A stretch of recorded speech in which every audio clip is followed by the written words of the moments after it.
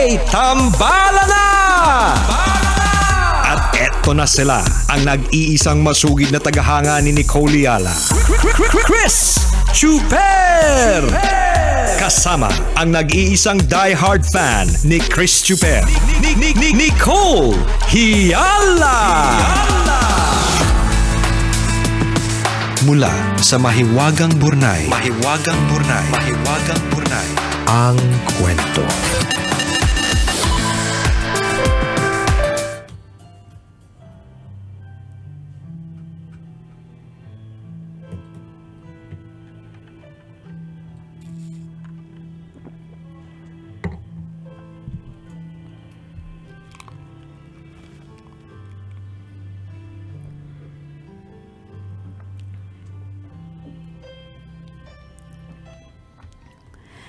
Dear Nicole and Chris, ako si Jose, 24 years old at tambalanista since 2023. Ipinanganak ako sa Pinas pero 2 years old pa lang nandito na sa US. Nag-aaral ako ng Tagalog through your podcast. Ay, talaga ba? English speaking kayo yung podcast namin. Charot. Ang nakakatuwa, hindi lang pananagalog ang natutunan ko. Life lessons din. Sumulat ako para ibahagi ang aking naudlot na love story. In fairness sa'yo ha, yung mga words na gamit mo. Oh, purong-puro. Oo, naudlot. Pinoy na Pinoy. Pananagalog, 'di ba? Anyways, nagsimula ang kwento ko nang mag-volunteer ako sa isang Latino community center dito. Magandang libangan ito kapag bored na ako sa pag-aaral. Isa pa, lumaki kasi ang mga magulang ko sa hirap. Nagtiyaga lang para mabigyan kami ng maayos na buhay. Wala pa akong yaman kaya sa ngayon oras muna ang kaya kong ibigay. Gusto ko kasi, kahit paano, ibalik ang mga biyaya ko sa iba. Mahilig din ako mag-aral ng iba't ibang lengguwahe. Nag-aaral ako magsalita ng Spanish kaya sakto. Masayang mag-volunteer sa summer camp. Punong-puno ng buhay yung mga 11 to 14 years old na mga bata. Pumupunta kami sa park, naglalaro ng soccer at gumagawa ng indoor activities. Dito ko nakilala si Carla. Volunteer din. Maganda, morena, at may matinding maternal vibes. Ano yung maternal vibes? Yung vibe nanay mo parang figure. nanay, di ba? Ang lakas mo makananay, di ba? Good thing ba yan o bad thing? Dapat good thing, di ba? Pero parang ngayon ko lang narinig na yung vibes niya very, very, sa bagay, hindi parang hindi, kung ang tingin love, parang love life-ish or romantic, parang hindi ko sasabihin na, kaya ko siya, parang gusto ko magkaroon ng romantic relationship sa kanya kasi very nanay siya, di ba? Parang, because of maternal vibe. Oo. Tapos siguro sanay lang tayo, ano siya, wife material, ganon. Oo, siguro. May ganon tayong minimension. Baka, gusto ko siya kasi, parang sarap niyang maging asawa. Oo, parang ganun. Dito kasi parang masarap siya maging nanay, di ba? Maternal. O baka hindi lang kami, mahusay sa English, ganun ba? Anyway, eto na nga. Ang husay kasing mag-alaga ng mga bata at dahil pangarap kong maging tatay, naging crush ko agad. Okay. Isang araw nagkita kami sa bus papuntang summer camp. Nagkatabi kami at nagkwentuhan buong biyahe. Pharmacy ang course niya at pangarap niyang maging community pharmacist. Taga-Mexico ang pamilya niya pero lumaki siya sa California. Pinay daw ang best friend niya at Mama G ang tawag niya sa nanay nito. Babalik daw siya sa California for a month to party with her friends para mag-attend din ng pharmacy conference at mag-kayaking kasama ng boyfriend.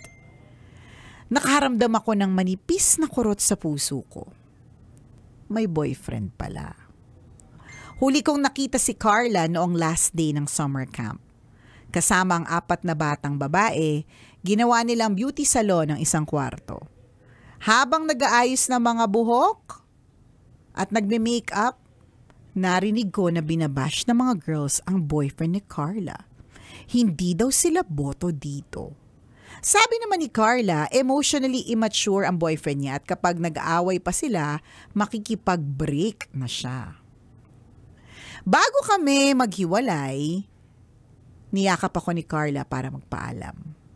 Gusto ko sanang hingin ang number niya pero pinigilan ko ang sarili ko. Natutunan ko sa inyo na maling manligaw sa isang taong may karelasyon na. Tama naman ang nararamdaman ko pero hindi ko dapat aksyonan dahil may boyfriend siya. Sabi nga ni Nicole, you always meet someone for a reason. Kapag nagkita kami ulit at single na siya, baka may pag-asa na. Kung hindi naman, baka it's God's way of telling me na may taong tulad niya sa mundong ito. Either way, nagpapasalamat ako at nagkakilala kami at sa inyo tambalan for reading my story. Ang inyong tambalanista, Jose.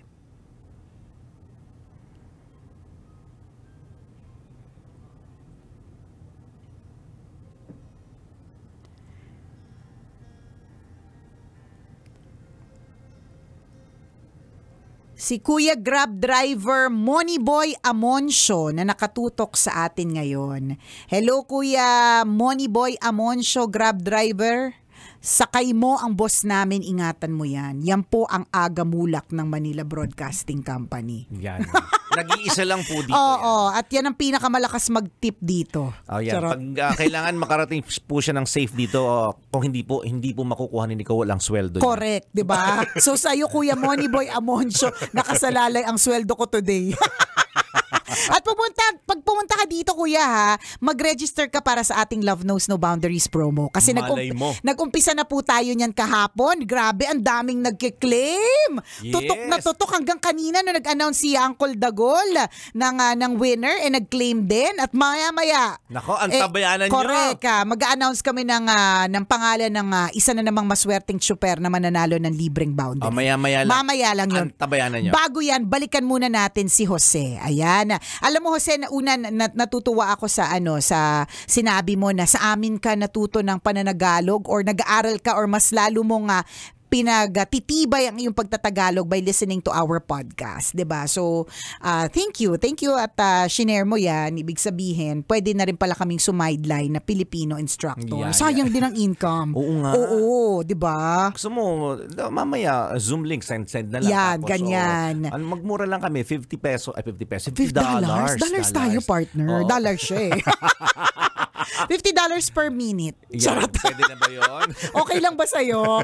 Ayan. So, and thank you kasi dahil sa sinasabi mo na meron kang natututunan. Alam mo, natutuwa kami na meron kami mga tambalanista na who listen to us or who were introduced to the tambalan as early as 2004, 20 years ago. Pero nakakatuwa rin na may mga katulad mo, Jose, na as late as 2023. At neto lang kami sa usapan ng tambalan. Oo, neto lang kami na-discover, tas bata pa, tas nakaka-relate, 'di ba? So, na-happy naman kami sa ganyang klase. At na-happy din kami na dahil diyan, hindi ka muna umentra sa buhay ni Carla. 'Di ba? Hindi ka muna umentra sa buhay ni Carla dahil si Carla ay meron pang karelasyon. Tama. For other people, ang gagawin nila diyan entra na kaagad eh. Kitingnan nila yung sign na may nagbabash dun sa boyfriend, tapos yung mga wala nang sign. Gusto ko to, correct. sisiraan kita. Aangkinin kita. Correct, di ba? Aagawin kita. Wala akong pake kahit may asawa yan, di ba? Walang sign. Correct, di ba? Aangkinin kita.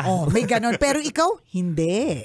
Di ba? Kahit na may problema sila, you didn't take it as a sign na, sign na ito. O kaya, hindi ito yung moment mo para umentra kasi nagkakaproblema sila. Hindi. Yes. Diba? So, nakakatuwa yung paraan kung papaano ka mag-isip. Bongga yan. At dahil dyan yung sinabi mo, diba, na sabi nga namin ni partner lagi, everything truly happens for a reason. You meet people na meron dahilan. Yes. Diba? Seasonal. So, kung si Carla ay na-meet mo for the season of the camp, summer camp, yun yung dahilan para kiligin ka, ma-inspire ka, motivate ka, and para malaman at ma-realize mo na, ang trip ko palang babae, yung magaling mag-alaga ng bata. Yeah. Siguro ikaw pala yung trip mo yung para kang bini-baby. So ngayon may ganun kang understanding na, ganun palang klase ng babae yung gusto ko. Maternal vibes, ika nga, yung ma-stretch marks. Yung mga at least 50 ng kamot sa tiyan, gano'n. Saktong 50 yung kamot, gano'n? Oo, at least 50 ang kamot sa tiyan, 'di ba? So, yun naman yung nakakatuwa, 'di ba? Na hindi man nag-turn out how you want it to be, 'di ba? Na maging jowa siya, but at least meron ka namang natutunan sa season na yan. Yun naman yung kagandahan. We learn from every person that we meet and every season in our life, 'di ba? Yun yung magandang POV dito. True. Yung learning mo sa sarili mo. Correct ka. Nakilala mo ang sarili mo na ay kahit papaano tama pala akong magdesisyon. Tama. Napakagandang napakagandang compliment or discovery sa sarili natin minsan na ay may nagawa pala akong tama. Yes. Diba? Minsan natutukso tayo sa isang bagay, kadalasan mali, hindi pala minsan, kadalasan mali, natutukso tayo sa maling bagay. At maraming taong kinakagat yung maling bagay Correct. na yun. Sumasama sa tukso, nagpapadala sa tukso.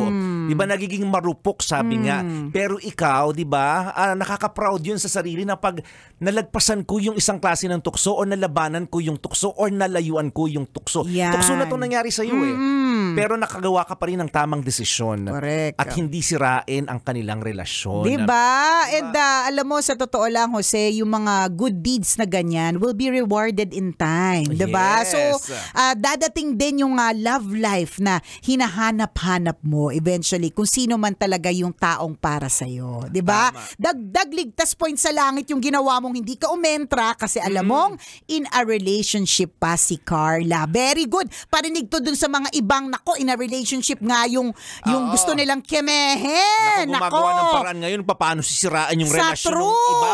Ay nako, sinasabi ko po sa inyo kapag katirik ang araw. Nako, babad-babad kayo dyan. Practice sa gym. Gym Pierno. Diba? Thank you, Jose, for sharing your story. Truly po, mga kabisyo and to Jose, diba, iba't iba ng season sa buhay natin. So ngayon, season ng kilig, season ng learning, diba? Yun naman yung kagandahan dyan. Kailangan pa bang i-memorize yan? Love Radio. Basic!